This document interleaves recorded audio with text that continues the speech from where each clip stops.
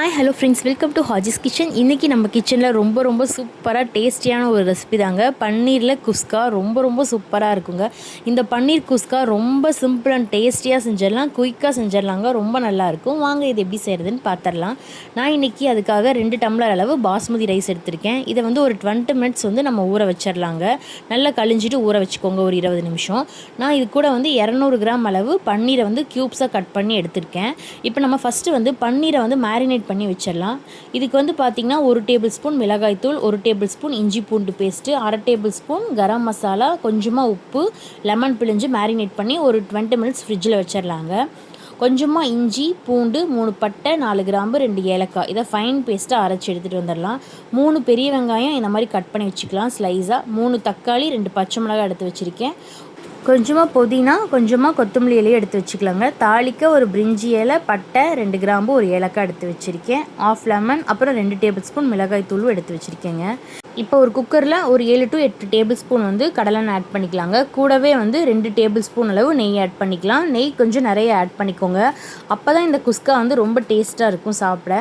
இப்போ இது ரெண்டுமே நல்லா சூடாகிடுச்சு. இது கூட வந்து நம்ம பிரிஞ்சி இலை, பட்டை, கிராம்பு, ஏலக்காய் எடுத்து வச்சோம் இல்லையா, அதையும் ஆட் பண்ணிவிட்டு பெரிய வெங்காயத்தையும் ஆட் பண்ணிடலாம். இதில் வெங்காயம் நல்லா கோல்டன் ப்ரௌன் ஆகிற வரைக்கும் வதக்கி விட்டுக்கலாங்க. வெங்காயம் இந்தளவு ஸ்லைஸாக இருந்தால் நல்லாயிருக்கும் டேஸ்ட்டாக. ஸோ இந்த மாதிரி நல்லா ஸ்லைஸாக கட் பண்ணி எடுத்து வச்சுக்கோங்க. வெங்காயம் நல்லா கலர் சேஞ்ச் ஆகும்போது நம்ம அரைச்சி வச்ச இஞ்சி பூண்டு பட்டை கிராம்பு பேஸ்ட் இருக்கு இல்லையா, அதை ஆட் பண்ணிக்கலாம். இப்போ பாருங்கள், வெங்காயம் நல்ல கலர் சேஞ்ச் ஆகிடுச்சு, உங்களுக்கு பார்த்தா தெரியும். இந்த ஸ்டேஜில் நம்ம அரைச்சி வச்ச மசாலாவை ஆட் பண்ணிடலாங்க. ஆட் பண்ணிவிட்டு இந்த மசாலா நல்லா கலர் சேஞ்ச் ஆகிற வரைக்கும் நல்லா வதக்கி விட்டுக்கலாம். இது வதங்குற கேப்பில் நம்ம பக்கத்தில் ஒரு ஃப்ரைங் பேனில் நம்ம கொஞ்சமாக ஆயில் ஆட் பண்ணி நல்லா சூடு பண்ணி வச்சிடலாங்க. ஏன்னா நம்ம மேரினேட் பண்ணி வச்சோம் இல்லையா பன்னீரை, அதனால் கிறிஸ்பி ஆகிற வரைக்கும் ஃப்ரை பண்ணணும். ஸோ வந்து ஆயில் சூடாக நம்ம ஒரு ஃப்ரைங் பேனில் ஆட் பண்ணி வச்சுக்கலாம். இப்போ பாருங்கள், மசாலா இந்த அளவு கலர் சேஞ்ச் ஆனோடனே நம்ம கட் பண்ணி வச்ச தக்காளி, பச்சை மிளகாய் 2 ஆட் பண்ணிவிட்டு இதையும் நல்லா வந்து வதக்கி விட்டுக்கலாம். தக்காளி வந்து நல்லா மேஷ் ஆகிற அளவு வதக்கி விட்டுக்கணுங்க. இதுக்கு தேவையான அளவு கல் உப்பு ஆட் பண்ணிக்கலாம்.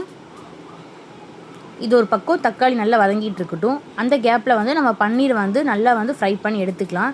இந்த மாதிரி பன்னீர் க்யூப்ஸ் ஆட் பண்ணிவிட்டு ஸ்லோ ஃப்ளேமில் வச்சு நல்லா கிறிஸ்பி ஆகிற வரைக்கும் நல்லா ஃப்ரை பண்ணிக்கோங்க. இந்த மாதிரி ஃப்ரை பண்ணி ஆட் பண்ணும்போது இந்த குஸ்கா ரொம்ப டேஸ்ட்டாக இருக்குங்க. கண்டிப்பாக ட்ரை பண்ணி பாருங்கள், செம்ம டேஸ்ட்டாக இருக்கும். அதே மாதிரி ஸ்லோ ஃப்ளேமில் வச்சு குக் பண்ணிக்கோங்க. இப்போ பாருங்கள், தக்காளியெல்லாம் நல்லா வதங்கி வந்துருச்சு. இந்த ஸ்டேஜில் புதினா கொத்தமல்லி ஆட் பண்ணிவிட்டு இதையும் நல்லா வதக்கி விட்டுக்கலாம். ஒரு நிமிஷம் இந்த மாதிரி நல்லா பச்சை வாசம் போகிற அளவு கலந்து விட்டுட்டு தேவையான அளவு மிளகாய்த்தூள் ஆட் பண்ணிக்கலாம். நான் இன்றைக்கி 2 டேபிள் ஸ்பூன் மிளகாய்த்தூள் எடுத்திருக்கேன். இதுவே காரம் கரெக்டாக இருக்குங்க.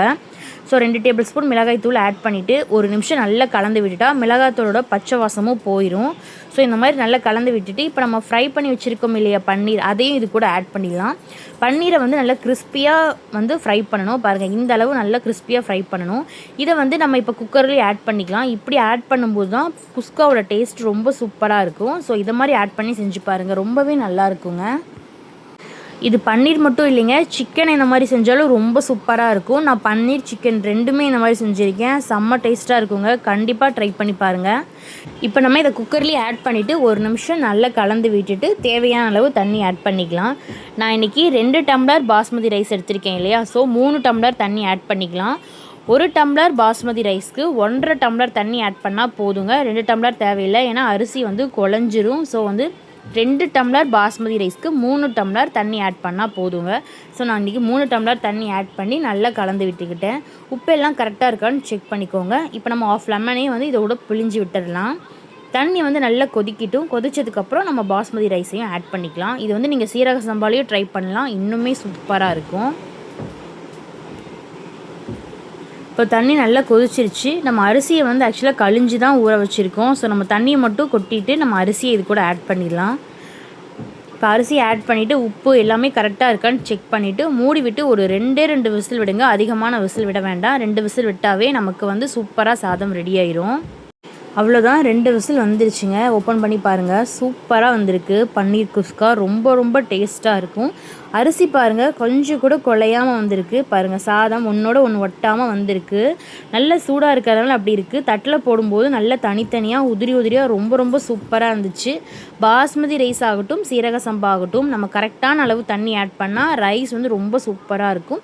ரொம்ப டேஸ்ட்டாக இருக்குங்க. சிம்பிள் அண்ட் டேஸ்டியாக செஞ்சிடலாம் குயிக்காக.